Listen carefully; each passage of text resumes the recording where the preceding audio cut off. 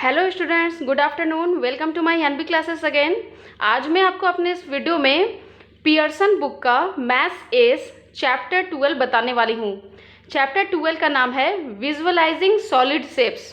काफ़ी अच्छा चैप्टर है और ये चैप्टर हम अब लोग अपने डेली लाइफ में काफ़ी ज़्यादा हद तक देखते हैं। यानी कि हम लोग को शेप को पहचानना होता है कि ये कौन सा शेप है, तो उसी पर बेस्ड ये चैप्टर है। तो स्टार्ट करने से पहले आप सभी को ये बोलना चाहती हूँ कि आप मेरे इस चैनल को सबसे पहले आप सब्सक्राइब कर दीजिए और ये बेल आइकन जरूर दबाएं, तभी आपको मेरे आने वाले अपकमिंग वीडियोस का नोटिफिकेशंस मिल सकेगा। और मुझे कमेंट सेक्शन में भी लिखें आपको कौन से चैप्टर का वीडियोस चाहिए, मैं उसे अपने इस चैनल एनबी क्लासेस में लाने की पूरी कोशिश करूँगी। तो चलिए स्टार्ट करते हैं। Visualising solid shapes exercise 12.1।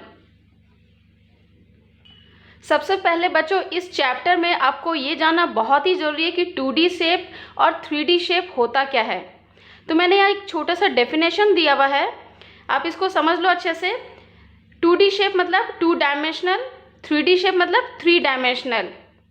Second point है 2D शेप में लेंथ और ब्रेथ होगा, 3D शेप में लेंथ, वाइड और हाइट भी होगा, यानी कि लेंथ, ब्रेथ और हाइट। अब वाइड को ब्रेथ भी बोल सकते हो, यानी कि लेंथ, हाइट एंड विड्थ होगा।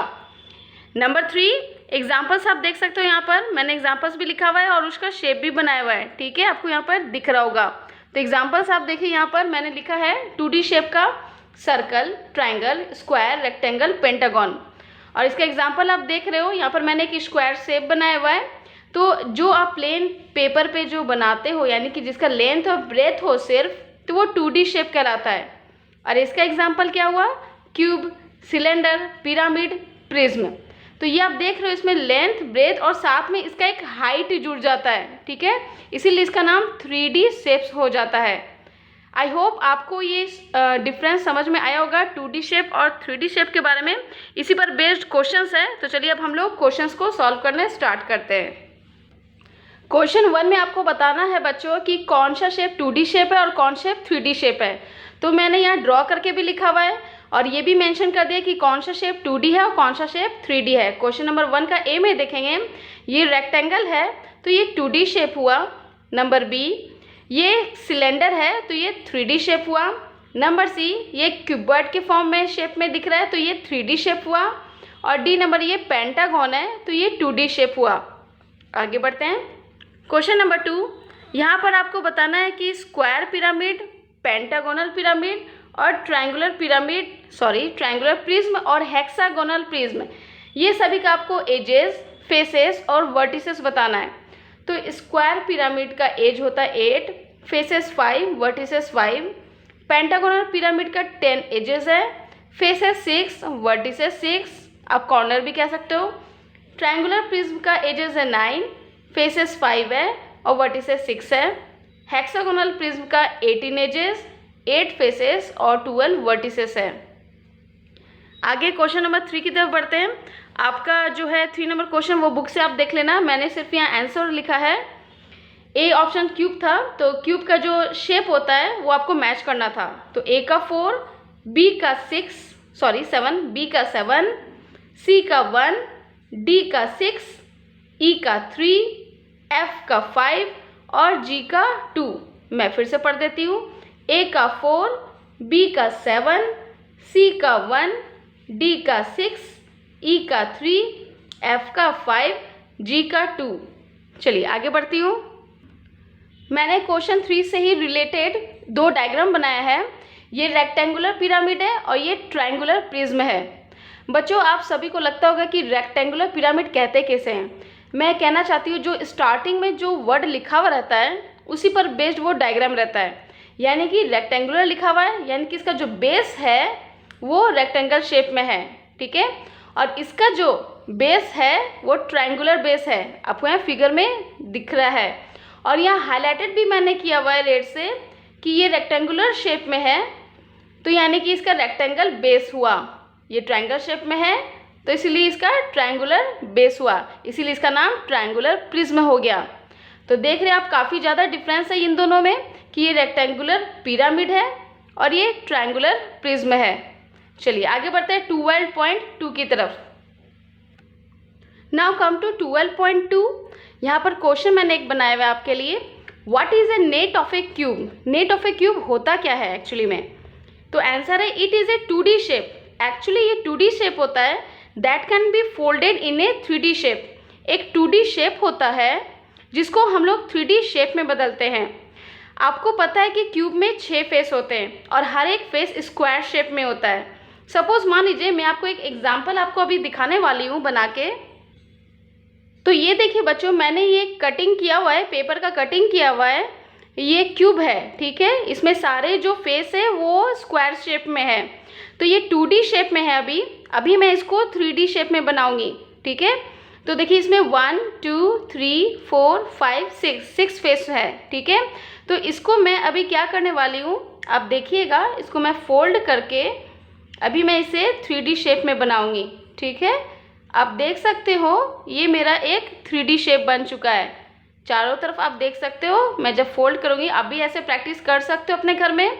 तो ये जो है नेट ऑफ ए क्यूब, ये 2D शेप में था, इसे मैंने एक 3D शेप में बना दिया।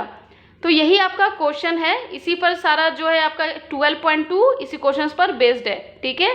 चलिए आगे मैं स्टार्ट करती हूँ। तो आपको मैं बताना चाहती हूँ कि total 11 nets which can be put together to form a cube, यानी कि नेट क्यूब को बनाने के लिए टोटल 11 नेट्स का यूज होता है। तो मैंने यहाँ फिगर एक एक करके बनाया हुआ है, आप देख सकते हैं।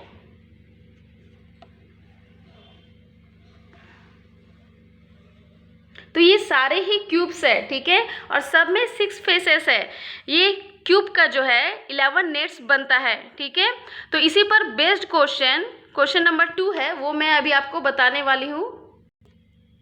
मैंने यहाँ फिगर नहीं बनाया है, आप अपने बुक में देख सकते हैं।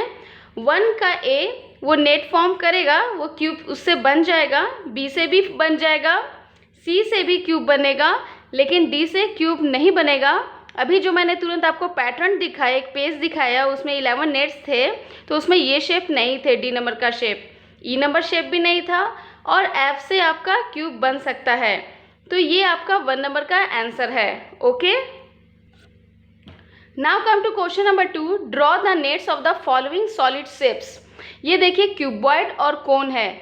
आपको यहाँ पर शेप जो है क्यूबॉइड का शेप बनाना है और कोन का शेप बनाना है, यानी कि नेट्स, आपको नेट्स तैयार करना है, नेट ऑफ क्यूबॉइड और नेट ऑफ कोन।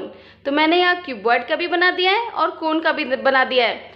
तो उससे कैसे हम लोग फोल्ड करके क्यूबॉइड बनाएंगे वो भी मैंने यहाँ पर तैयार करके दिखाया है। ये देखिए ये क्यूबॉइड का नेट्स है, इसको जब हम फोल्ड करेंगे तो ये 2D शेप है और ये 3D शेप बन जाएगा। ये भी 2D शेप है और ये 3D शेप बन जाएगा। कब आपका 3D शेप बनेगा? जब आप इसको कटिंग करोगे ये शेप को और आप फोल्ड करोगे तो आपका ये 3D शेप बनेगा। आई होप आपको ये चैप्टर समझ में आ रहा होगा।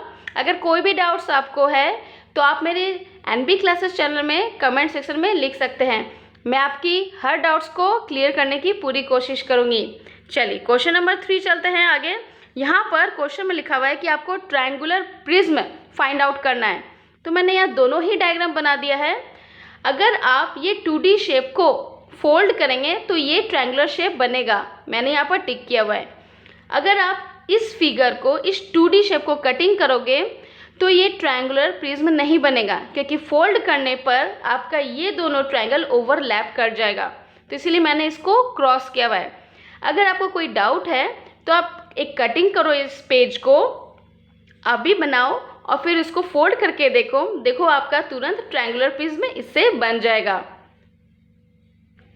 Now come to question number 4। Complete the following nets to match the given solid shapes. आपको ये आधा फिगर आपके बुक में दिया हुआ था, यहाँ जो कलर किया हुआ है वो मैंने पूरा करके दिखा दिया है कि स्क्वायर पिरामिड का शेप ऐसा होता है, यानी कि 2D शेप ऐसा है, और आप इसे अगर फोल्ड करोगे तो ये 3D शेप में आ जाएगा। नंबर बी, ट्रायंगुलर प्रिज्म आपको कंप्लीट करना था। आधा शेप आपके बुक में दिया हुआ है, मैंने जो यहाँ कलर किया हुआ है वो मैंने फिगर बनाया है, पूरा कंप्लीट फिगर बनाया है। तो ये आप जब कटिंग करके फोल्ड करोगे तो ये आपका ट्रायंगुलर प्रिज्म बन जाएगा। Number C, cylinder. यहाँ पर देखिए सिलेंडर में ये जो फिगर है सिर्फ इसमें सर्कल छूटा हुआ था, इसको ये 2D शेप हुआ। जब आप इसको कटिंग करके फोल्ड करोगे तो ये 3D शेप बन जाएगा। Number D, triangular pyramid. आपको दिख रहा है ये फिगर, इसमें जो कलर किया हुआ है ये शेप हो गया, तो बनाने के बाद ये कंप्लीट हो गया और ये ट्रायंगुलर पिरामिड बन गया। 2D शेप से 3D शेप में आ जाएगा।